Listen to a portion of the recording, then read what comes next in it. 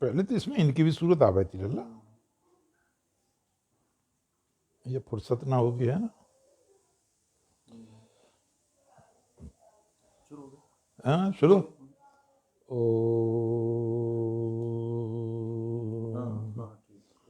तमादिदेवा पुरुषा पुराणस् तमस विश्वस्य परं निधानं वेत्तासि वेद्यं च परं च धाम त्वया ततं विश्वम् अनन्तरूप। ॐ नारायणं नमस्कृत्य नरं चैव नरोत्तमं देवीं सरस्वतीं व्यासं ततो जयमुदीरयेत्।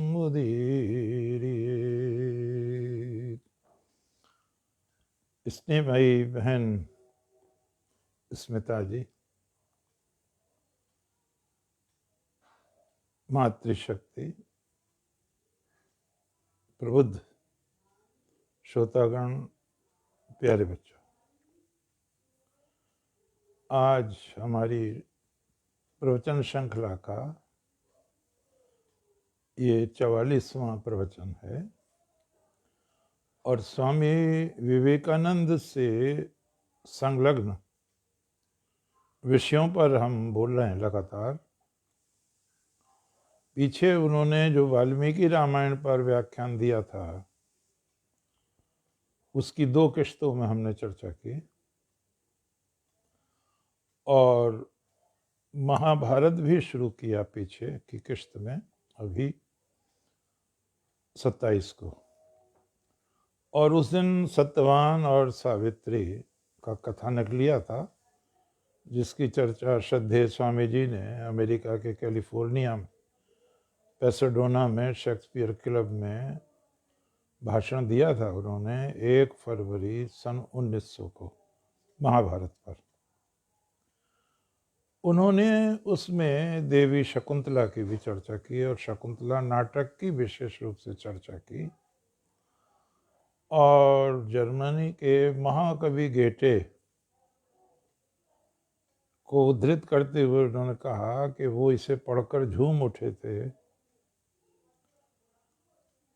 और उन्होंने इसे स्वर्ग और धरा की सम्मिलन भूमि करार दिया था। विलियम जोन्स ने 1789 में इसका अनुवाद किया था शकुंतला का और एक क्रांति सी मच गई थी। बहुत अनुवाद हुए, फिर विभिन्न भाषाओं में उसके 46 संस्करण निकले। इंग्लैंड में, अमेरिका में, जर्मनी में, फ्रांस में। शकुंतला नाटक विशेष रूप से जो कालिदास ने लिखा कथानक लेके महाभारत से, जिसका नाम है अभिज्ञान शाकुंतलम। अभिज्ञान शाकुंतलम बहुत प्रसिद्ध हुआ। कुछ विद्वानों ने महाभारत का शकुंतला वर्णन लिया, लेकिन अधिकांश ने कालिदास के नाटक को आधार बनाया और सारा संसार स्तब्ध रह गया कि भारत कितना महान था, उसकी संस्कृति कितनी महान थी। विद्वानों ने यहाँ तक कहा कि ये नाटक ही नहीं बल्कि दर्पण है भारतीय संस्कृति को निहारने का। इसमें धर्म है, इसमें अर्थ है, काम है, मोक्ष है, इसमें कला है, इसमें संगीत है, इसमें क्या कुछ नहीं है। ये अमूल्य धरोहर है, अमूल्य वस्तु है। और भारत का नाम बहुत दूर तक गया। हमें बहुत बल मिला। उस समय देश परतंत्र था। 1789 में जब अनुवाद किया गया उसका, भारत में बहुत अनुवाद हुए, भारत की कई भाषाओं में अनुवाद हुए, विदेशों की अनेक भाषाओं में अनुवाद हुए और पंचतंत्र का भी अनुवाद हुआ अंदर बहुत भाषाओं में। एक किताब का और ज्यादा अनुवाद हुआ, इन सबसे ज्यादा हुआ, 46 संस्करण निकले उसके विभिन्न भाषाओं में। बुद्ध चरित लिखा था अश्व घोष ने, जिसको आर्नोल्ड ने लाइट ऑफ एशिया नाम से काव्य रचा था, उसने भी क्रांति मचा दी थी। विल्किंस महोदय ने लॉर्ड वारेन हेस्टिंग्स के कहने से, बड़ी सिफारिश से, और उसका सारा पैसा भी बोर्ड ने दिया था, ईस्ट इंडिया कंपनी ने, गीता का अनुवाद कराया उन्होंने विल्किंस महोदय से। उस अनुवाद ने भी क्रांति मचा दी। तो यहाँ ये बात ध्यान देने की है कि जहाँ दूसरे आक्रांताओं ने कहीं राम जन्मभूमि तोड़ी, कहीं कृष्ण जन्मभूमि तोड़ी, कहीं ज्ञानवापी मंदिर तोड़ा, कहीं कोई धार्मिक स्थल तोड़ा, इस तरह का पाप अंग्रेजों ने नहीं किया, विदेशियों ने नहीं किया। वो बात अलग है, वो भी अपना धर्म फैलाना चाहते थे, उसने दूसरे साधन अपनाए, लेकिन उन्होंने सांस्कृतिक धरोहरों को नुकसान नहीं पहुंचाया, बल्कि हमें साधुवाद देना चाहिए। और ये कहा भी था वारेन हेस्टिंग्स ने, जब भारत में अंग्रेजी शासन समाप्त हो चुका होगा, शताब्दियां बीत रही होंगी, तब भी लोग उन विद्वानों को याद करेंगे, विदेशी विद्वानों को, उन भारतविद विद्वानों को, जिन्होंने भारतीय ग्रंथों का अपनी अपनी भाषाओं में, जर्मन में, फ्रेंच में, इंग्लिश में, आदि आदि में अनुवाद किया, और उनकी बात बिल्कुल ही सही निकली। और अब तो हरे कृष्ण आंदोलन के माध्यम से, इस्कॉन के माध्यम से गीता विश्व प्रसिद्ध होती जा रही है रात दिन। रामकृष्ण मिशन ने भी बहुत कार्य किया है, इसमें बहुत व्यापक प्रचार हो रहा है हमारी संस्कृति का। तो हमें ये देखकर सुखद आश्चर्य होता है कि हमारी प्राचीन भारत की नारियों में कुछ का चरित्र इतना उदात्त, इतना महान था कि वो पुरुष पात्रों को भी पीछे छोड़ देती हैं। जैसे हमने देवी सावित्री की चर्चा की, मृत्यु के देवता को प्रसन्न होकर जीवात्मा लौटानी पड़ी सत्यवान की। कितनी बड़ी क्रांति हुई होगी, कितना नाम हुआ होगा, क्या तप होगा उस देवी का, क्या सहस्र दल कमल खिला होगा भारतीय संस्कृति का। गर्व करने का विषय है। संभवतः ऐसा कथानक विश्व के किसी अन्य साहित्य में नहीं है कि किसी महिला ने अपनी तपस्या से मृत्यु पर विजय पाई हो, अपने पति को पुनः जीवित करा लिया हो। इसी श्रृंखला में हम देवी शकुंतला को लेते हैं और महाराज दुष्यंत को लेते हैं। कालिदास ने नाटक लिखा और इसकी सामग्री ली उन्होंने महाभारत के आदि पर्व से। आदि पर्व में बहुत विस्तृत वर्णन है महाराज दुष्यंत का। दुष्यंत के पिता का नाम इलिन था, माता का नाम रथंतरिया था।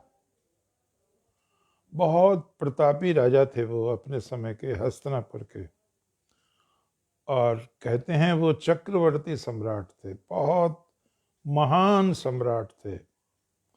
उनकी तुलना इंद्र से होती थी, उनकी तुलना देवताओं से होती थी। उनमें शरीर बल भी बहुत अधिक था, प्रजा रंजन का भाव बहुत अधिक था। वो प्रजा के हृदयों में राज्य करते थे, और भारतवासी उस समय के अपने को धन्य मान रहे थे दुष्यंत के राज्य में रहने पर, कि ईश्वर ने हमें कितना महान सम्राट दिया है। कथा आती है महाराज दुष्यंत जब प्रसिद्धि के, कीर्ति के, यश के, वैभव के, बल के चरम विकास पर थे, तब एक बार का वर्णन है, वो आखेट करने निकलते हैं सेना के साथ, और वहां उनके शरीर बल की, उनके धनुर्वेद संबंधी ज्ञान की, तलवार से युद्ध करने की,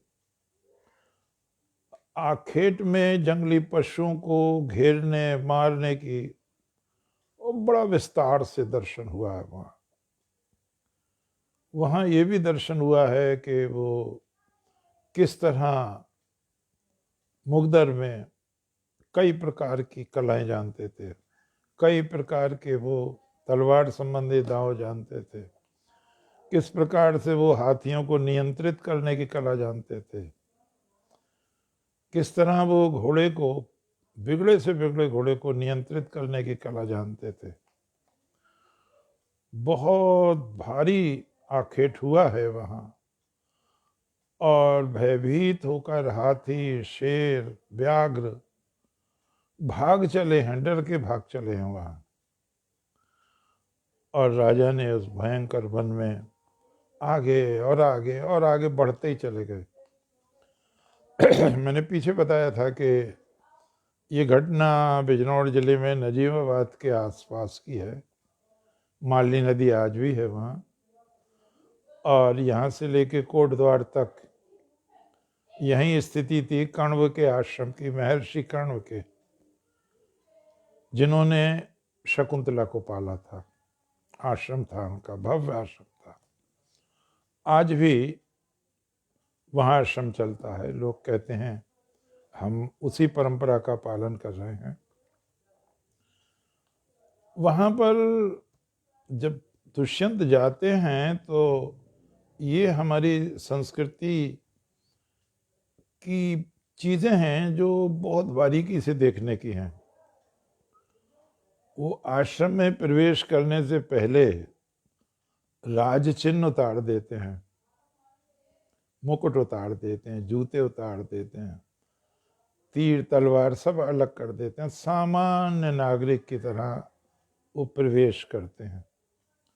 बहुत मर्यादा है, और हमारे राजाओं में बहुत मर्यादा थी। बड़े से बड़ा सम्राट और निरीह सन्यासियों के चरणों में झुकने को अपना सौभाग्य समझता था। स्वामी विवेकानंद ने कई बार भाषण देते हुए कहा है कि पश्चिम के लोग, आप लोग, जब तक अपना संबंध बैरोन, प्राचीन समय के ऐसे लोग जो डकैती डालते थे, लूट मार के और छिप जाते थे पहाड़ों पर, आप अपनी परंपरा उनसे जोड़ते हैं। हमारे यहाँ बड़े से बड़ा सम्राट तपस्वियों से जोड़ता है, भिक्षुओं से जोड़ता है, सन्यासियों से जोड़ता है। ये हमारी और आपकी संस्कृति में अंतर है। ये पूर्व और पश्चिम में अंतर है। तो वो सामान्य वेश में प्रवेश करते हैं। आनंद आ रहा है, कहीं ऋग्वेद का पाठ हो रहा है, कहीं यजुर्वेद का हो रहा है, सामवेद का, अथर्ववेद का, कहीं वेदांगों की चर्चा हो रही है, शिक्षा, कल्प, व्याकरण, ज्योतिष, छंद, निरुक्त, कहीं सामगान गाया जा रहा है, कहीं आहुतियां दी जा रही हैं। बड़ा दिव्य वातावरण था। भगवान व्यास ने लिखा है महाभारत में कि ऐसा लगा महाराज दुष्यंत को कि मैं ब्रह्मलोक में आ गया हूं। बहुत उन्होंने अपने को धन्य माना। और आश्रम तो है, जब उन्होंने कहा कोई है यहाँ, तो एक तापसी, एक तपस्विनी कन्या आई, जिसको हम शकुंतला कहेंगे। वो आई, रूप सी बहुत सुंदर कन्या, आनंद सुंदरी। उसने प्रणाम किया राजा को, उनका स्वागत सत्कार किया और उसके बाद पूछा कि आपका क्या परिचय है, किस उद्देश्य से आप आश्रम में आए हैं। सम्राट ने अपना परिचय दिया, मैं हस्तिनापुर का नरेश हूँ, दुष्यंत मेरा नाम है। मैं जब आया हूँ तो मैंने सोचा अपने जीवन को पवित्र कर लूँ, सार्थक कर लूँ, भगवान महर्षि कर्ण के दर्शन करके। मुझे उनसे मिलवाइए, कहाँ है महर्षि। वो तपस्विनी कहती है, कन्या कहती है कि वो आश्रम से कुछ बाहर गए हैं, कुछ समय बाद लौट आएंगे, आप उनकी प्रतीक्षा कीजिए। वहां पर मनोविज्ञान काम करता है, स्त्री और पुरुष का। राजा तो बहुत सुंदर थे, बहुत सुंदर थे, बलिष्ठ थे, युवा थे। और इधर जो स्वागत कर रही है कन्या, वो भी बहुत सुंदर है, अप्सरा की कन्या है, मेनका की कन्या है, ब्रह्म ऋषि विश्वामित्र की कन्या है। दो विचित्र महापुरुषों के संस्कार मिले हुए हैं उसमें। और उसका रूप और सौंदर्य देख के आश्चर्यचकित रह जाते हैं दुष्यंत। दुष्यंत कहते हैं, देवी मैं क्षत्रिय हूं और मेरा मन कभी भी ब्राह्मण कन्या पर आसक्त नहीं होता। मेरा तुम्हारे प्रति अनुराग बढ़ रहा है, क्या तुम मुझे अपना परिचय दोगी। कहती है शकुंतला, महाराज मैं महर्षि कण्व की कन्या हूं। राजा ने कहा, आप क्या कह रही हैं। महर्षि कण्व तो ऊर्ध्वरेता ब्रह्मचारी हैं, उनकी संतान का तो प्रश्न ही नहीं उठता। आप बताओ, उसको ठीक बताओ। अब वो कहती है कि एक ऋषि आए थे और उन्होंने यही प्रश्न किया था महर्षि कण्व से कि आप तो ऊर्ध्वरेता ब्रह्मचारी हैं, ये कन्या कहाँ से आई, कैसे आई, इसकी क्या उत्पत्ति है। तो महाराज महर्षि ने उन्हें जो बताया वो मैं आपको बता रही हूँ। महर्षि विश्वामित्र तपस्या कर रहे थे और इंद्र घबरा गए। उन्होंने मेनका को, कामदेव को, वायु को भेजा कि तुम मदद करो, उनकी तपस्या भंग कराओ। और ऐसा ही हुआ, उनकी तपस्या भंग होती है। मेनका और ऋषि विश्वामित्र का संसर्ग होता है और इस कन्या का प्रादुर्भाव होता है, जन्म होता है। मेनका अप्सरा है, वो तो उड़ गई, कहते हैं स्वर्गलोक को उड़ गई, उससे कोई ममता नहीं रही बच्ची के प्रति। विश्वामित्र जी के भी पक्ष में कहा जा सकता है कि उन्होंने भी उपेक्षा का परिचय दिया, कठोरता का परिचय दिया। ये नहीं सोचा कि ये कन्या जो अभी जन्मी है इसका क्या होगा, कोई व्यवस्था करनी चाहिए थी उनको।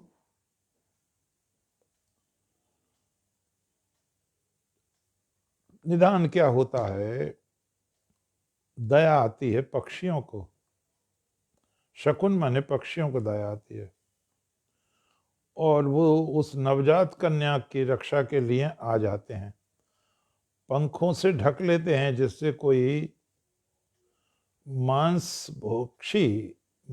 भक्षी गिद्ध आदि ना आके खा जाए बच्चे को। वो रक्षा करते हैं उसकी। शकुन पक्षी। उधर से महर्षि कर्ण जा रहे थे, उन्हें आश्चर्य हुआ ये पक्षी क्या एक साथ कहाँ किस पर मंडरा रहे हैं, क्यों इकट्ठे हैं। देखा तो वो पक्षियों ने प्रणाम किया, मनुष्य की भाषा में बोले। महाभारत में लिखा है वो मनुष्य की भाषा में बोले पक्षी कि ये विश्वामित्र की कन्या है, इसकी मां चली गई है, आप महान करुणामय हैं, कृपया इसकी रक्षा कीजिए, इसके पालन पोषण की व्यवस्था कीजिए। उन्हें दया आती है और उस बच्ची को ले आते हैं। शकुनों ने चूंकि रक्षा की थी उसकी, पक्षियों ने, इसलिए महर्षि ने उसका नाम शकुंतला ही रख दिया था। शकुंतला कहती है महाराज दुष्यंत से, ये मेरा परिचय है, मैं महर्षि विश्वामित्र की कन्या हूं, मेनका मेरी मां है। तो राजा कहते हैं फिर तो आप क्षत्राणी हुई, क्योंकि विश्वामित्र तो कन्नौज के राजा थे, क्षत्रिय थे, कुशिक के संतान हैं, चंद्रवंशी क्षत्रिय हैं, तो तुम क्षत्रिय की कन्या हो इसलिए क्षत्राणी हो, और मैं भी क्षत्रिय हूं। मैं चाहता हूं कि आप मेरा वरण करें और मैं आपको पट्टमहिषी महारानी बनाऊंगा। वो ये कहती है शालीनता से, शिष्टाचार प्रदर्शित करते हुए, आप मेरे पिताजी को आ जाने दीजिए, उन्हीं का अधिकार है मुझ पर, मैं स्वतंत्र नहीं हूं निर्णय लेने में। राजा वाक्पटु तो होते ही हैं, राजा लोग विद्वान भी होते हैं, शास्त्र भी जानते हैं। उन्होंने कहा देवी विवाह 8 प्रकार के होते हैं और राजाओं के लिए सर्वश्रेष्ठ विवाह गंधर्व विवाह है, तुम मुझसे गंधर्व विवाह कर सकती हो, धर्म इसकी आज्ञा देता है। वो मना करती है, राजा आग्रह करते हैं। मैं मानव मनोविज्ञान का पक्ष लेते हुए ये कहने का साहस करूंगा अपने श्रोताओं के सामने कि कहावत है, marriages are settled in the heaven and performed on the earth, अर्थात विवाह तय तो स्वर्ग में होते हैं और संपन्न धरती पर होते हैं, और दूर तक जाएं तो ये डेस्टिन्ड था, ये प्रारब्ध था। शकुंतला तपस्विनी का विवाह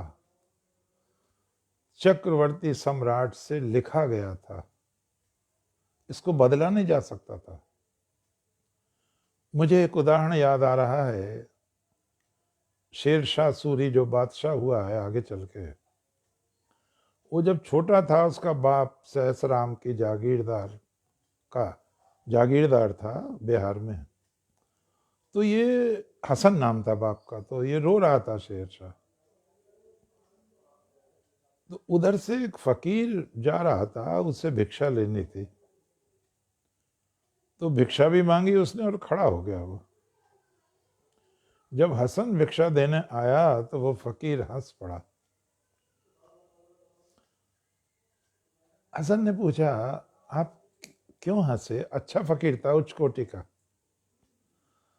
उन्होंने कहा, मैं इसलिए हंसा कि ये बच्चा आज एक पैसा पाने के लिए मचल रहा है आपसे, पैसा ही तो मांग रहा है। बोले हाँ।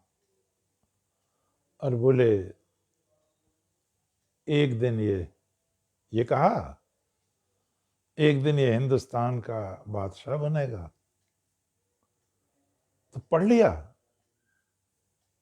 वो जो प्रारब्ध है सब नहीं पढ़ सकते उसको, पढ़ लिया उसने, वो प्रारब्ध पढ़ लिया। जब विवेकानंद नरेंद्र के रूप में परमहंस जी की शरण में आए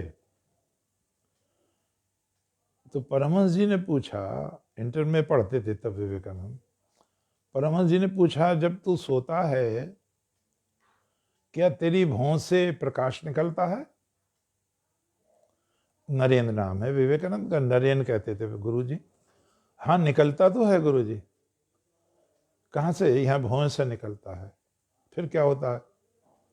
बोले वो फैलता जाता है, मुझे चारों ओर से घेर लेता है, एक वृत्त बन जाता है प्रकाश का। परमहंस जी ने कहा फिर क्या होता है? बोले फिर मुझे नींद आ जाती है। परमहंस जी ने कहा तुमने ये बात बताई किसी को? बोले क्या ये सबके साथ नहीं होता? मैं तो ये समझता था ये सबके साथ होता होगा। तो हंसने लगे परमहंस, अरे सबके साथ क्यों होता? अरे तू तू नारायण ऋषि है, तू ऋषि है, तू योगी है जन्म जन्मांतर का, सबके साथ नहीं होता है ये।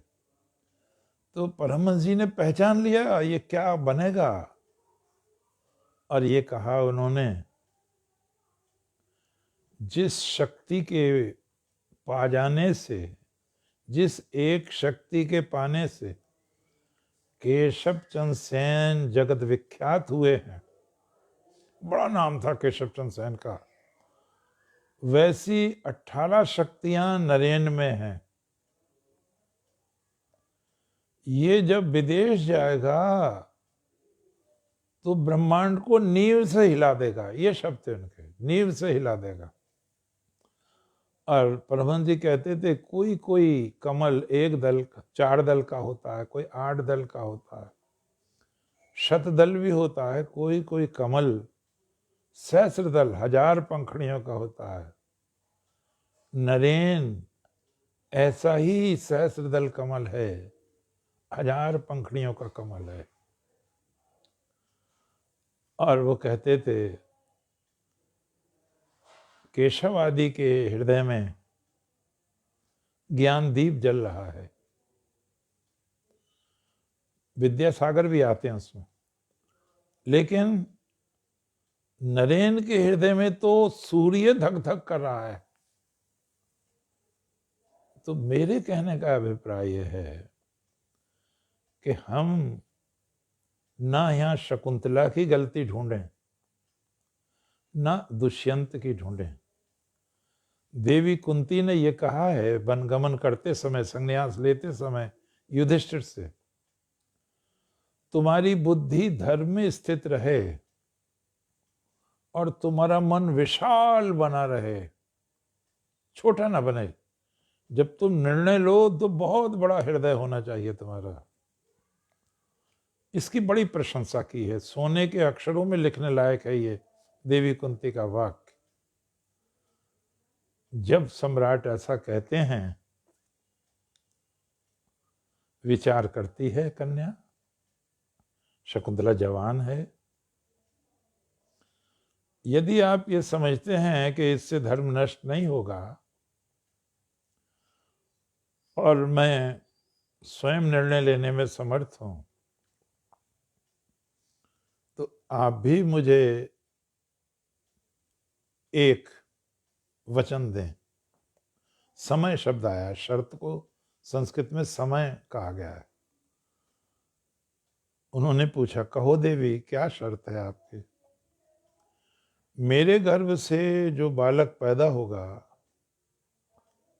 वो हस्तिनापुर का सम्राट होगा आपके बाद, अर्थात आपकी और रानियों से भी पुत्र होंगे, वो नहीं सम्राट बनेगा, मेरा बेटा सम्राट बनेगा।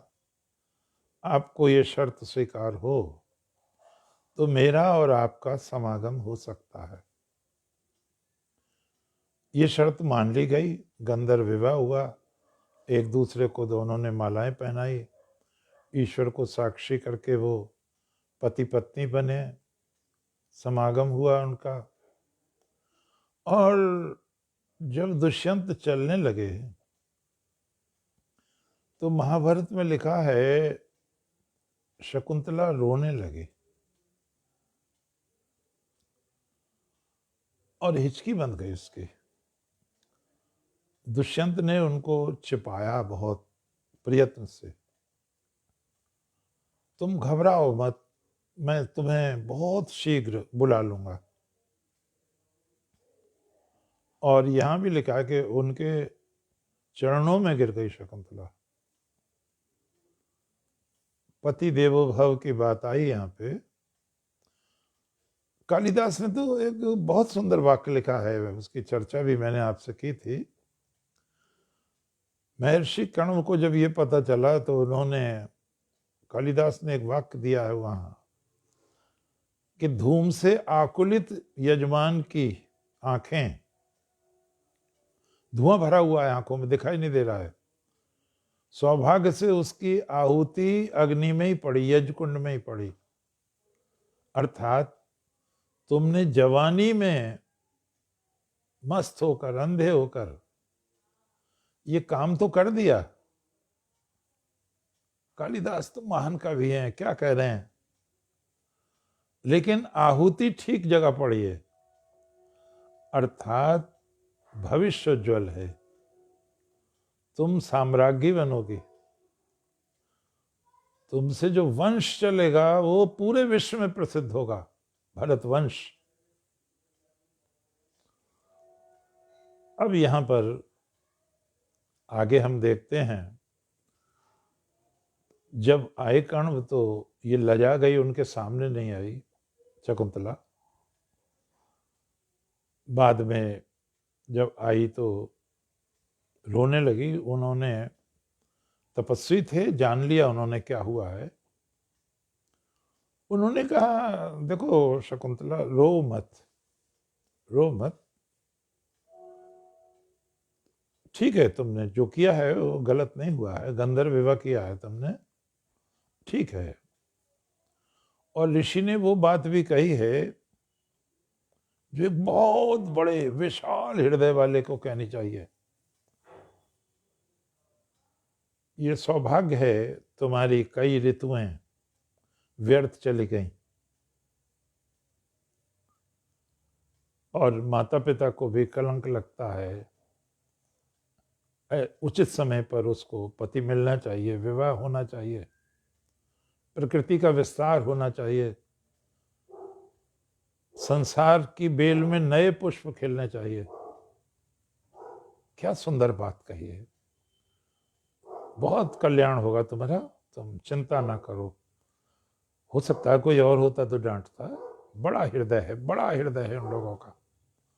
और बात अब गड़बड़ अब हुई है।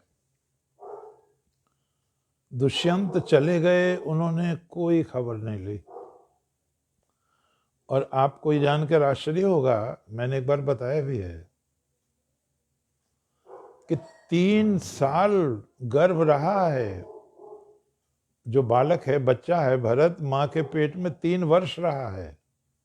आमतौर से तो 9 महीने कहलाते हैं, 10 महीने कहला देते हैं, लेकिन ये विलक्षण बात है। जो महाबलवान हाथी को बांध लेता है, शेर को बांध लेता है, सबका दमन करता है, और 5 साल की उम्र में जो 12 वर्ष का दिखाई देने लगता है, ऐसा बालक 3 वर्ष रहा आपकी मां के, और वो सबको वशीभूत करता है, इसलिए सर्वदमन नाम हुआ। कभी कभी राक्षस आ जाते थे, उसने मार दिया उन राक्षसों को। राक्षसों ने, लिखा है महाभारत ने, उधर आना बंद कर दिया, फिर कोई राक्षस अब नहीं आता था। धीरे धीरे वो बच्चा बड़ा होने लगा। कण्व ऋषि को चिंता हुई, और ये लिखा है कि बच्चा 12 वर्ष का हो गया यहीं पर। और उन्होंने शारंग को, देवी को 2 बच्चे और एक स्त्री को भेजा साथ, कि तुम इसको पहुंचा कर आओ हस्तिनापुर, सौंप कर आओ राजा को। और ये कहा उन्होंने कि स्त्री का बहुत दिन तक अपने मैके में रहना ठीक नहीं रहता, उसमें दोष लगता है, उसमें चरित्र हनन की संभावनाएं होती हैं। कितना ध्यान है उन ऋषियों को, ये बात ध्यान देने की है। यहां पर वो गए हैं और थोड़ा सा अंतर किया है कालिदास जी ने। कालिदास जी ने रक्षा की है दुष्यंत के चरित्र की, और उन्होंने कल्पना की है अंगूठी की, कि वो अंगूठी दी थी उन्होंने, अपने नामांकित अंगूठी शकुंतला को, कि जब तुम आओ तो ये मुझे दिखा देना, मैं पहचान जाऊंगा। लेकिन महाभारत में नहीं है ये अंगूठी का, अभिज्ञान का नाम ही पहचान है, अभिज्ञान शाकुंतलम जो नाटक लिखा गया, यहां बदला है प्लॉट, सुधार किया है कालिदास जी ने। अब ये जाती है नदी में, मुंह धोती हैं, पानी पीती हैं कालिदास के अनुसार, और वो अंगूठी गिर जाती है कहीं, उसको कोई मछली निगल लेती है। ये जाती है तो वो अंगूठी देख लो, कहाँ है अंगूठी, तो अंगूठी तो वहां है नहीं। तो यहाँ राजा के चरित्र की रक्षा करने के लिए ये कल्पना की गई है। बाद में दिखाया है कि वो मछली पकड़ने वाले ने जब उसे चीरा तो उसके अंदर अंगूठी निकली और उसने राजा को दी, और राजा को पश्चाताप हुआ, उन्होंने क्षमा मांगी शकुंतला से। ऐसा नहीं है महाभारत में, ऐसा नहीं है। महाभारत में यह है, आई है शकुंतला, राजसभा लगी हुई है, उसने अपनी बात रखी है, जो जो घटित हुआ। राजा ने कहा तुम ठीक नहीं कह रही हो, तुम्हारा चरित्र भी ठीक नहीं है, मुझे नहीं जान पड़ता मेरा तुमसे कभी परिचय हुआ हो, और ये कैसे इतना बड़ा हो गया बच्चा तुम्हारा, इधर साखू के वृक्ष के बराबर हो गया है, झूठ बोलती हो तुम। अब कालिदास की शकुंतला तो मूर्छित हो जाती है, लेकिन ये वर्णन है यहाँ महाभारत का। मुझे शिवाजी शाही जी कह रहे थे कि भाई साहब महाभारत का वर्णन ज्यादा शक्तिशाली है। मैंने कहा हाँ, ये ज्यादा शक्तिशाली है, ये एक महारानी के अनुरूप है, एक क्षत्राणी के अनुरूप है, इसकी प्रशंसा की जानी चाहिए। वो थोड़ी सी अव्यवस्थित तो हुई,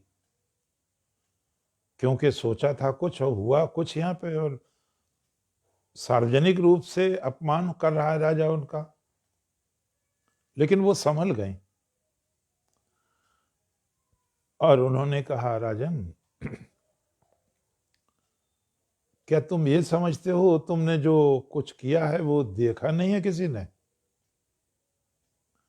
वो जगन्नियंता ने देखा है, दिशाओं ने देखा है, दिक्पालों ने देखा है, सूर्य चंद्र यम वरुण अग्नि ने देखा है। तुम कैसे झूठ बोल रहे हो? वो परमपिता परमात्मा जो सबके हृदय में रहता है। यह मुझे एक बहुत प्यारी बात याद आई मुस्लिम सूफी संतों की। एक बयाजीद नामक मुस्लिम सूफी संत हुए हैं, बहुत उच्च स्तर के। उनके पास दो लड़के आए उनके शिष्य बनने को, तो उन्होंने कहा भाई तुम्हारी परीक्षा लेंगे, कि ले लो परीक्षा। एक एक कबूतर दिया कि इसे मार कर लाओ मेरे पास, शर्त यह है वहां मारना जहां कोई देख ना रहा उसको। तो एक लड़का तो थोड़ी देर बाद ही ले आया। भाईजीत बोले कोई नहीं देख रहा था, बोलना अच्छा उसे भी आ जाने दो दूसरे को। अंधेरे में आया दूसरा लड़का, सारा दिन भटकता रहा, और वो कबूतर जिंदा था उसके पास। अरे तुम्हारा कबूतर तो जिंदा है। बोले हाँ, आपने गुरुजी जो कहा था वो शर्त पूरी नहीं हो रही थी। क्या? आपने कहा था ऐसी जगह इसकी गर्दन मरोड़ना, मारना जहां कोई देख ना रहा हो। तो बोले कोई देख रहा था? बोले हाँ देख रहे थे गुरुजी। कौन देख रहा था? बोले दो दो लोग देख रहे थे। अब बड़ा आश्चर्य हुआ, दो दो? बोले तीन तीन लोग देख रहे थे गुरुजी। अब और आश्चर्य हुआ। बोले कौन? बोले मैं कबूतर को देख रहा था। हाँ ठीक है। कबूतर मुझे देख रहा था। ठीक है, दो हो गए। बोले हाँ। और हम दोनों के बीच में हृदय में बैठा हुआ परमात्मा देख रहा था। तो ये शर्त पूरी हुई नहीं, होनी भी नहीं चाहिए थी। और भगवान का श्लोक तो याद करें हम, ईश्वरः सर्वभूतानां हृदय अर्जुन तिष्ठति। और बयाजीत बहुत प्रसन्न हुए। पहले वाले को तो विदा कर दिया जो मार लाया था जल्दी से, तुम पात्र नहीं हो, उसे शिष्य बनाया। तो शकुंतला ने बहुत प्यारी बात कही। आगे फिर कहा, हिम्मत नहीं हारी वो। अरे जिसे साम्राज्ञी बनना है, जिसके बेटे को ऐसा महान सम्राट बनना है, केवल गीता में ही 25 बार भारत शब्द आया अर्जुन के लिए, और पूरे महाभारत में तो 2-3 लाख बार भारत शब्द आया है। ये है उनके बेटे का पराक्रम, शत्राणी है वो। शकुंतला ने कहा, राजन सत्य बोलना चाहिए। 1000 अश्वमेध यज्ञ भी सत्य की बराबरी नहीं कर सकते। आप विद्वान होकर भी, राजा होकर भी असत्य भाषण कर रहे हैं, ये आपको शोभा नहीं देता। स्त्री के कई रूप हैं, वो माँ है, वो भगनी है, वो सखी है, वो मित्र है, वो सचिव है। कितना ही मारा लताड़ा मुसीबत का मारा हो, पत्नी और पुत्र को देखकर वो खिल उठता है। स्पर्श, पुत्र के स्पर्श से अधिक आनंद संसार में और कोई भी नहीं है। क्या तुमने ये विचार किया है? स्त्री को जाया कहते हैं। और उनने पूछा मंत्रिमंडल से, जाया का क्या अर्थ है? अब लोगों ने कहा जाया का अर्थ है पैदा करने वाली। क्या पैदा करने वाली? देखो ये है स्त्रियों का चरित्र, ये है वो हिमालय का चरित्र, ये है वो भारत की नारी का चरित्र, जो अजय है, जो अपराजय है, जिसकी कीर्ति अतुलनीय है, जिसकी समता में विदेश की स्त्रियां नहीं खड़ी हो सकती। क्या पैदा करती है नारी जो उसे जाया कहा जाता है? बंधुओं और बहनों, प्यारे बच्चों, प्रश्न भी शकुंतला ने किया, उत्तर भी उन्होंने दिया। पुरुष ही, ध्यान रखें, बच्चों को पढ़ना चाहिए महाभारत, विश्वकोश है ये हमारी संस्कृति का, ये दर्पण है, इसमें हर उस प्रश्न का जवाब है जो आप चाहते हैं। और ये वो सभ्यता है, विवेकानंद के शब्दों में, जिसके आदर्श हमें आज भी पूरे करने हैं। हम आज भी उतने नहीं बड़े हैं। पुरुष ही स्त्री के गर्भ में प्रवेश करके पुत्र रूप में जन्म लेता है, इसलिए उसको जाया कहते हैं। ऋषियों में भी कहाँ इतनी शक्ति है, बिना माता के वो पुत्र उत्पन्न कर लें। गजब की बात कही गई है, गजब की बात कही गई है। राजन, यदि तुम असत्य पर ही आरूढ़ रहोगे तो तुम्हारे मस्तक के टुकड़े टुकड़े हो जाएंगे। एक बात ध्यान से सुनो, मैं तो जा रही हूं, ध्यान से सुनो, आपके मंत्री ध्यान से सुने, आपके ज्योतिषाचार्य ध्यान से सुने, मेरे बगैर ही, तुम्हारे बिना ही ये मेरा बेटा चक्रवर्ती सम्राट बनेगा। जब इसका प्रसव हुआ था तब देवराज इंद्र ने प्रकट होकर कहा था, शकुंतले तुम्हारा बेटा अपराजय होगा, ये 100 अश्वमेध यज्ञ करेगा। कोई भी मानव जो पहले पैदा हुआ है, आगे है, इस समय है, इसकी कीर्ति को इस तरह नहीं छू पाएगा जिस तरह पृथ्वी पर खड़ा हुआ व्यक्ति उंगलियों से चंद्रमा को नहीं छू पाता। जो इतना झूठा है, इतना असत्यवादी है, मैं स्वयं नहीं रहना चाहूंगी ऐसे व्यक्ति के साथ। आह क्या बात, बहनों भाइयों प्यारे बच्चों, शकुंतला चल पड़ी वहां से। यह है स्वाभिमान, यह है दर्प, यह है वो क्षत्राणी का शौर्य। और तभी आकाशवाणी होती है, शकुंतला सत्य कहती है, ये तुम्हारा ही पुत्र है, तुम स्वीकार करो, युवराज घोषित करो, तुम्हारे द्वारा इसका भरण होगा, इसलिए ये बच्चा भारत कहलाएगा, भारत कहलाएगा। एक बहुत प्यारी बात चलते चलते मैं आप लोगों से कहूंगा।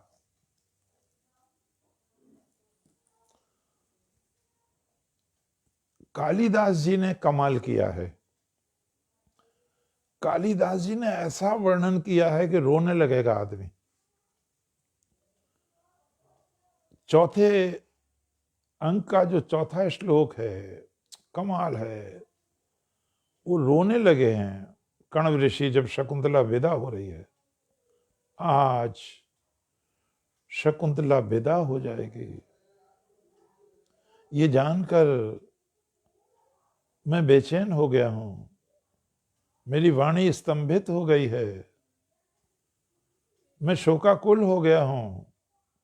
जब मुझ जैसे वीतराग संत की ये स्थिति है तो वो गृहस्थ के लोग, स्त्री पुरुष माता पिता जो पैदा करते हैं संतान को, पालते हैं, बड़ा करते हैं, फिर दूसरों के हाथ में सौंप देते हैं, उनकी क्या दशा होती होगी।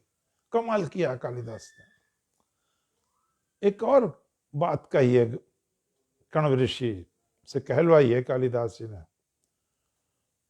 देखो आश्रम के पशु पक्षियों वनस्पतियों वृक्षों लताओं, आज शकुंतला विदा हो रही है, तुम इसको विदा करो।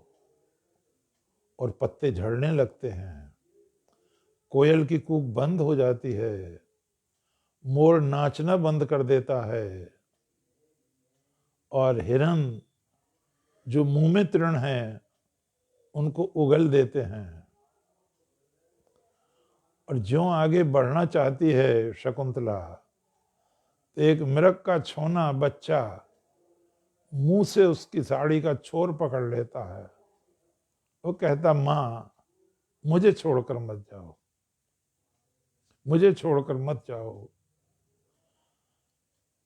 सारी प्रकृति, सारी वनस्पति शोकाकुल है। आपको ध्यान होगा जब लक्ष्मण जी जा रहे हैं रामचंद्र जी को देखने, जब सीता जी ने भेजा है हरण होते समय, वन दिशि देव सौंप सब काहू, चले जहां रावण ससिराहू। तो प्रकृति के साथ बहुत सानिध्य रहा है। यह हमारे ही धर्म की विशेषता है, अन्यत्र आपको इतनी साकार ये विशेषता नहीं मिलेगी। आप जब पढ़ते हैं श्री कृष्ण चरित्र, तो जब भगवान बांसुरी बजाते हैं तो यमुना के जल में भंवर पड़ जाता है, गोल गोल घूमता है वो, बांसुरी सुनने के लिए, उसके अंदर के जीव बाहर को निकल आते हैं प्रभु का दर्शन करने के लिए। हिरन भागकर खड़े हो जाते हैं, मोर आकर खड़े हो जाते हैं, गाय बछड़े चारों ओर हो जाते हैं, मेंढक उछल कूद बंद कर देते हैं, बानर तपस्वी की तरह शांत होकर मुरली की तान सुनने लगते हैं। भगवान कृष्ण बलराम जी से कहते हैं, भैया इन तपस्वियों को देखो, वृक्षों को कहते हैं, इन तपस्वियों को देखो, ये आपके चरण स्पर्श करने को झुक गए हैं। हे अग्रज, जीवन तो इन्हीं का श्रेष्ठ है। ये छाया देते हैं, फल देते हैं, फूल देते हैं, छाल देते हैं, गोंद देते हैं, औषधियां देते हैं, और जलने के बाद भी ये हमें ताप देते हैं, अंगारे देते हैं। पूरा जीवन इनका परोपकारमय है। अब ध्यान रहे भगवान श्री कृष्ण प्रकृति का कितना सूक्ष्म अध्ययन कर रहे हैं। जीवन तो इन्हीं का धन है। इस तरह हम देखते हैं, मैं कभी उस पर एक व्याख्यान दूंगा आपको। राजकुमार सेवक जी जिस संप्रदाय से, जिस पंथ से हैं, विष्णुधर, उनके गुरु जी पर एक व्याख्यान देना है, जम्बेश्वर जी महाराज पर। उनको भगवान कृष्ण का अवतार माना जाता है। उनका जन्म राजस्थान के बीकानेर जिले में नोखा तहसील है एक जगह, 1451 में उनका जन्म हुआ था। संबत कहेंगे 1508। 34वें वर्ष में उन्होंने हिंदू धर्म की रक्षा के लिए विष्णोई पंथ की स्थापना की थी। गुरुजी महाराज ने कुछ नियम बनाए थे। गौ की रक्षा के लिए मुस्लिम शासन था। सिकंदर लोदी से मिले थे वो, मल्लू खां से मिले थे, कर्नाटक के शेख सद्दो से मिले थे, कई लोगों से मिले थे वो। उन्होंने गोवध पर प्रतिबंध लगाने का आग्रह किया था उनसे। यहां भी गए थे वो, राजस्थान में महाराणा प्रताप के पूर्वज के यहाँ झाली रानी के टैक्स कम कराया था जनता पर, थोड़ा उदारता का परिचय देने को कहा था। मीरा के दादा को उन्होंने आशीर्वाद दिया था जम्बेश्वर जी ने। उन पर बहुत संकट था, वो जा रहे थे, जान का खतरा था। जम्बेश्वर जी ने कहा, गायों को पानी पिला रहे थे जम्बेश्वर जी, वो जगह मैंने देखी है, वो मैं उनका घर भी देखा है, उनकी माँ पिता जहाँ रहते थे, वो लकड़ियाँ भी हैं जहाँ रोटी बनती थी, वो चूल्हा भी है। मुझे ये सौभाग्य भी मिला है उनकी समाधि पर जाने का, 2 बार व्याख्यान देने का। तो वो उन्होंने मीरा के दादा राव दूदा से कहा, अब आप लौट जाएं, कोई खतरा नहीं है। और सचमुच ऐसा ही हुआ। अब वो परिस्थिति उनके अनुकूल हो गई। तो जम्बेश्वर जी ने एक तो जीव रक्षा की बात कही। आपको ध्यान होगा, आप जाएं विष्णोइयों से प्रभावित क्षेत्रों में, हिरण नहीं मार सकते आप मछली नहीं मार सकते। मुस्लिम जमाने से भी वहाँ ये प्रतिबंध लगे हुए हैं, यहाँ शिकार नहीं होगा, यहाँ मछली नहीं मारी जाएगी। और आपकी याद ताज़ा दिला दूं, ये सलमान, सैफ अली, अब्बू तब्बू कौन है, इन्हें बिश्नोइयों ने तो रोका था।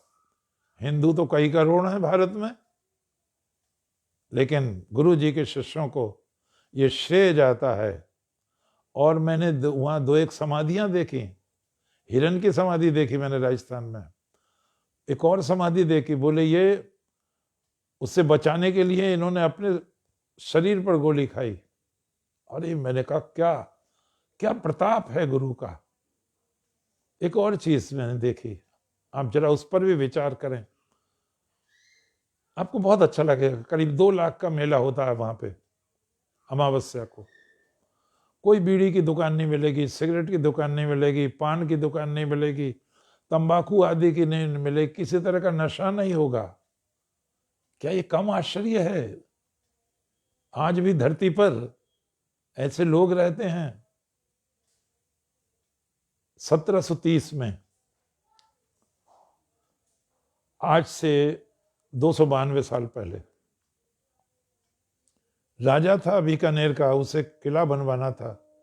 चूना पकवाने के लिए लकड़ी की जरूरत थी, तो उसके सेवक भंडारी ने वन काटने का आदेश दे दिया, और गुरुजी का आदेश था कि खेजड़ी की लकड़ी नहीं काटी जा सकती है, पवित्र होती है, और उसने खेजड़ी का ही वन कटवाना शुरू कर दिया।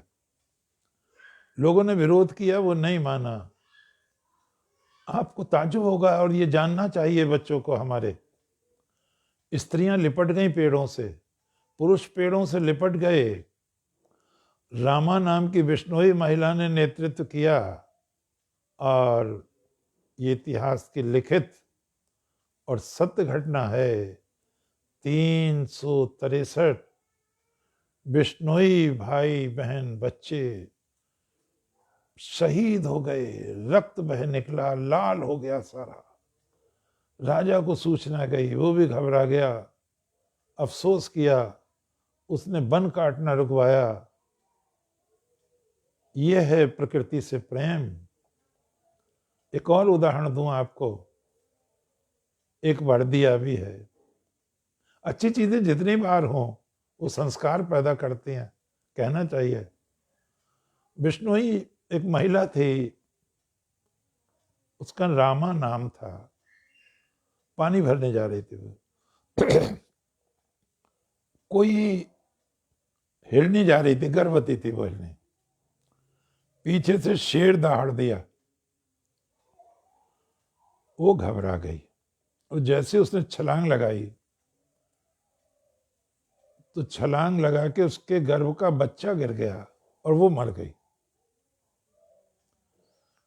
रामा जो पानी भरने आ रही थी, शेर कहीं चला गया, वो इधर नहीं आया। तो रामा ने क्या काम किया, उत्तरस्थ के बच्चे को गोद में उठाया, उसने घर ले आई। और बहनों और भाइयों, प्यारे बच्चों, रामा पर भी छोटा बच्चा था। आप उस इतिहास को नमन कीजिए, उन माताओं बहनों को नमन कीजिए, उन गुरु जम्भेश्वर जी को नमन कीजिए। वो बहन रामा एक स्तन का दूध अपने बच्चे को पिलाती थी, एक स्तन का दूध वो हिरण के बच्चे को पिलाती थी। शकुंतला जा रही है, हिरण के बच्चे ने साड़ी का छोर मुंह में दाब लिया है, और गुरुजी कहते हैं कि जब तेरे जख्म हो गया था, शकुंतला ने ही इंगुदी का तेल लगा के तुझे स्वस्थ किया था।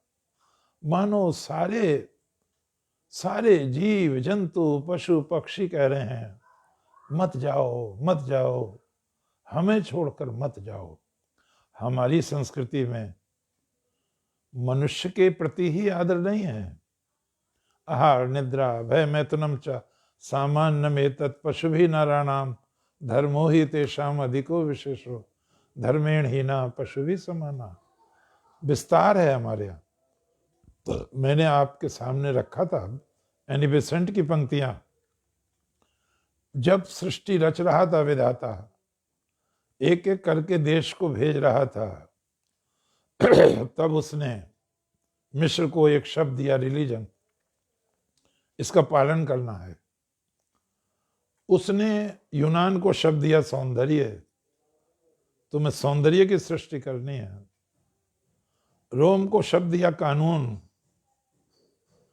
कैल्डिया को शब्द दिया पवित्रता। किंतु परमपिता परमात्मा ने अपनी ज्येष्ठ संतान को एक शब्द दिया, धर्म, जिसका अनुवाद नहीं किया जा सकता किसी भी भाषा में। धर्म का अर्थ धारण करना, रक्षा करना, पालन करना, सृष्टि को आगे बढ़ाना। जिसके पालन करने से धर्म अर्थ काम मोक्ष चारों सिद्ध होते हों। फिर उन्होंने कहा, धर्म मनुष्य के प्रति, धर्म पशु के प्रति, धर्म पक्षी के प्रति, धर्म कीड़े मकोड़ों के प्रति, कौओं के प्रति, कोयल के प्रति। हमारे यहाँ कोयल का भी व्रत रखा जाता है, कौए का भाग निकाला जाता है, कुत्ते का भाग निकाला जाता है, कोड़ी का भाग निकाला जाता है। कितना संबंध है, कितना संबंध है। महाराष्ट्र में तो ये प्रथा है, एक दिन चूल्हा नहीं जलता कि जिस दिन चूल्हा इतने दिन जलता है इसे भी आराम देना है। अब तो ये बात नहीं रही होगी, गैस चल पड़ी। वो एक दिन चूल्हे को लीप पोत कर उसमें आम का पौधा रोप देते थे कि इसे भी शीतलता मिले। कोयल का व्रत रखते थे, कोयल के ढूंढने के लिए 2-2, 3-3 मील स्त्रियां चली जाती थी, उसके दर्शन करने के बाद ही भोजन करते थे। तुलसी, आहा, तुलसी का व्यवहार रचाते थे। गन्ना, आंवला, क्या क्या चीजें, प्रकृति से कितना जुड़ाव था हमारा। आपने पढ़ा होगा जब मालवीय जी और गांधी जी गए इंग्लैंड में, तो गांधी जी उधर से निकल रहे थे तो देखा मालवीय जी पूजा कर रहे हैं, भगवान कृष्ण का चित्र लगा हुआ था, भगवत गीता की पुस्तक रखी हुई थी, गंगा जल था, तुलसा दल था। जब पूजा कर चुके तो गांधी जी ने कहा, अरे मुझे तो महात्मा कहते ही हैं, लेकिन संपूर्ण हिंदुत्व का, संपूर्ण भारत का प्रतिनिधित्व तो आप ही करते हैं। एक दिन बनारस में कोई मीटिंग चल रही थी गंगा किनारे, तो मालवीय जी पे कोई आरोप लगाने लगा दल संबंधी। तो मालवीय जी ने खड़े होकर कहा, देखो भाई, मैं किसी दल में नहीं हूं, मैं किसी दल में नहीं हूं, मेरा एक ही दल है, और कोट की जेब में से निकाल के ये तुलसी दल है मेरा। ये है संस्कृति। क्या मालवीय जी के जहां चरण पड़ जाते थे वो धूल को लोग सर से लगाते थे। तो ये जितनी प्रकृति है, जितना भी ईशावास्यम इदं सर्वम यत् किंच जगत्याम जगत तेन त्यक्तेन भुंजीथा मां कृथा कस्य धनम। हम वनों की भी रक्षा करेंगे, हम जीवों की रक्षा करेंगे, हम सब में परमात्मा को देखेंगे। ये परमात्मा ही जीव हो गया है, यही सांप हो गया है, यही बंदर हो गया है, यही सिंह हो गया है। गीता का 10वां अध्याय पढ़ो, भगवान क्या कहते हैं, मैं मृगेंद्र हूं, शेर मैं ही हूं, द्यूतम छलताम अस्मि, छलने वालों में मैं जुआ हूं। और भगवान क्या कहते हैं, स्रोतसाम अस्मि जाह्नवी, बहने वालों में मैं गंगा हूं। अश्वत्था सर्ववृक्षाणाम, सब वृक्षों में मैं अश्वत्थ हूं। पीपल का वृक्ष हूं मैं, उच्चई शर्वा, अश्वों में मैं उच्चई शर्वा हूं, हाथियों में मैं ऐरावत हूं। सारी प्रकृति, सारी सृष्टि का प्रतिनिधित्व गीता का 10वां अध्याय कर रहा है। और फिर अंत में भगवान क्या कहते हैं, यद यद विभूतिम मत सत्वम श्रीमदूर्जित में वा तदेवावगच्छ त्वम मम तेजो अंश संभवम। अर्जुन, जहां जहां भी तुम्हें विशेष ऐश्वर्य युक्त विभूति दिखाई दे, धर्म की स्थापना करती दिखाई दे, अधर्म का विरोध करते दिखाई दे, जान लेना मैं ही आया हूं। इनके माध्यम से उनको प्रणाम करो। मत्तः परतरम नान्यत् किंचिदस्ति धनंजय मयि सर्वमिदं प्रोतम सूत्रे मणिगणाइव। सारा लोक, लोकांतर, जीव जंतु, वृक्ष, वनस्पति मुझ में ही माला की तरह गुथे हुए हैं, मैं ही उनका स्रोत हूं। किसी का अपमान मत करो, किसी से घृणा मत करो। आता है, एक बार रोटी बनाई थी, कोई नामदेव कहते हैं, कोई तुकाराम कहते हैं, और वो पानी भरने चले गए तो 4 ही रोटी बनाई मोटी मोटी, वे कुत्ते ने चारों दाब के भागने लगा। वो आए तो उन्हें, अरे यार ये तो रोटी ले गए, कोई बात नहीं, घी की कटोरी, अरे तो घी तो लेते जाओ, रूख ही खाओगे। वो घी की कटोरी, अब ये कहना आसान है, लेकिन कुत्ते में भी ईश्वर देखना ये संत का काम है, ये विद्वान का काम नहीं है। विद्वान तो आज देखो वकील झूठ का सच कर देते हैं, सच का झूठ करते थे, 30-30 लाख रुपए तक ले लेते हैं एक दिन में।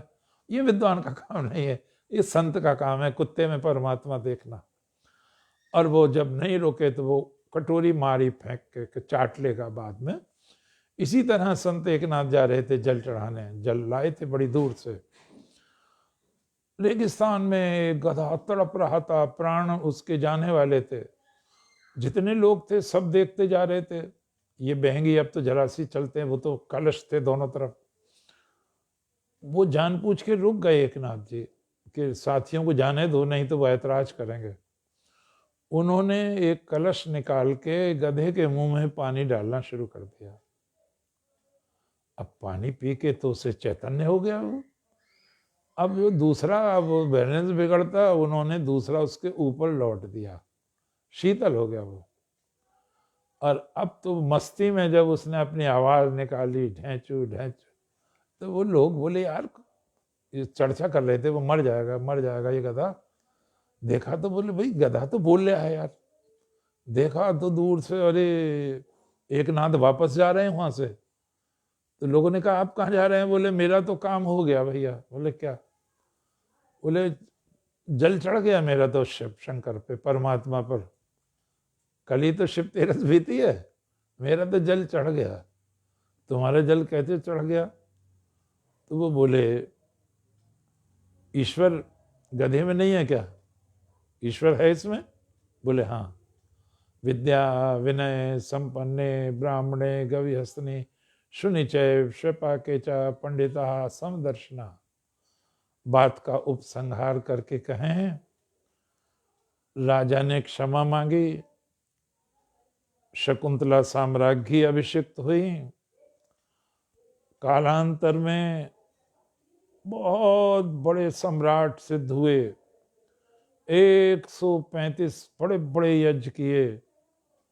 दक्षिण अफ्रीका में मार्शना जिसे कहते हैं मशनार आया है, वहां उन्होंने हाथियों के दांत सोने में मड़वा के दान दिए। आप भारत की महान नारियों को देखें, सीता हो, सावित्री हो, द्रौपदी हो, सुभद्रा हो, अनसुईया हो, एक से एक बड़ी नारी है, पार्वती हो। लेकिन मैं बहुत शालीनता से कहूँगा, यश, पराक्रम, कीर्ति की दृष्टि से शकुंतला से सब पीछे हैं। शकुंतला के उत्तराधिकारियों की, उनके संतानों की गाथा का ग्रंथ विश्वकोश ये महाभारत है। उनके बेटे के नाम से देश जाना जाता है। कितनी आप महाभारत पढ़ेंगे, भारत भारत भारत, उनकी परंपरा में भीष्म पितामह जैसे महाप्रतापी पैदा हुए हैं, शांतनु जैसे महायशस्वी पैदा हुए हैं। उन्हीं की परंपरा में युधिष्ठिर धर्मराज जैसे व्यक्ति पैदा हुए हैं। उन्हीं की परंपरा में भक्त अर्जुन पैदा हुए हैं, जिन्होंने भगवान से इतना बड़ा वार्तालाप, इतना बड़ा संवाद किया है। उस समय महाभारत की लड़ाई में अर्जुन की उम्र 65 वर्ष की थी, 66 में आने वाले थे वो। और द्रौपदी स्वयंवर में उनकी मुलाकात हुई थी जब वो 25 वर्ष के थे अर्जुन। और 125 वर्ष तक, यानी इतने लंबे समय तक अर्जुन का सानिध्य भगवान कृष्ण से रहा है। तो माँ शकुंतला को ही ये सौभाग्य प्राप्त है कि उनकी वंशलता में ऐसे ऐसे महान रत्न पैदा हुए, जिन्होंने नारायण को भी विवश कर दिया उनका रथ हाँकने को। और नारायण ने ये सिद्ध कर दिया, मोक्ष पर केवल पुरुष का, स्त्री का ये अधिकार नहीं है। मोक्ष पर पक्षियों का भी अधिकार है, पशुओं का भी अधिकार है। भगवान राम ने मोक्ष दिया किसको? जटायु को। मोक्ष दिया बानरों को, मोक्ष दिया गिलहरी को। भगवान कृष्ण जब थक जाते थे घोड़े, खोलकर उनको नहलाते थे, खरहरा करते थे, पीताम्बर में दाना खिलाते थे, उनको पुचकारते थे, उनको प्यार करते थे। आप सच बताओ, परमात्मा जिन घोड़ों को प्यार कर रहा है, सेवा कर रहा है, अगर उन्हें मोक्ष नहीं मिला होगा तो मुझे कहने दो, फिर किसी को मोक्ष नहीं मिला होगा। भगवान श्री कृष्ण, भगवान राम और संतों का जीवन हमें ये शिक्षा देता है कि सारा संसार ईश्वरमय है। प्रेम बढ़ाओ, घृणा मत करो। I am proud to belong to religion which has taught the world both tolerance and universal acceptance। हमारी ये विशेषता है, हमने सारे संसार को प्यार दिया है, सहिष्णुता दी है, हमने कभी घृणा के बीज नहीं बोए, हमने किसी देश पर आक्रमण नहीं किया। सर्वे भवन्तु सुखिनः, सर्वे सन्तु निरामया, सर्वे भद्राणि पश्यन्तु माँ कश्चित् दुःखभाग् भवेत्।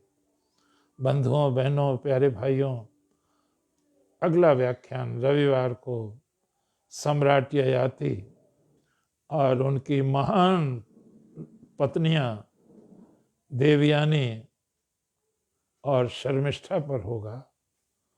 आप सबको बहुत बहुत धन्यवाद। ईश्वर आप पर आशीर्वादों की वर्षा करें, बच्चों को यशस्वी बनाएं। धन्यवाद। जय श्री कृष्ण।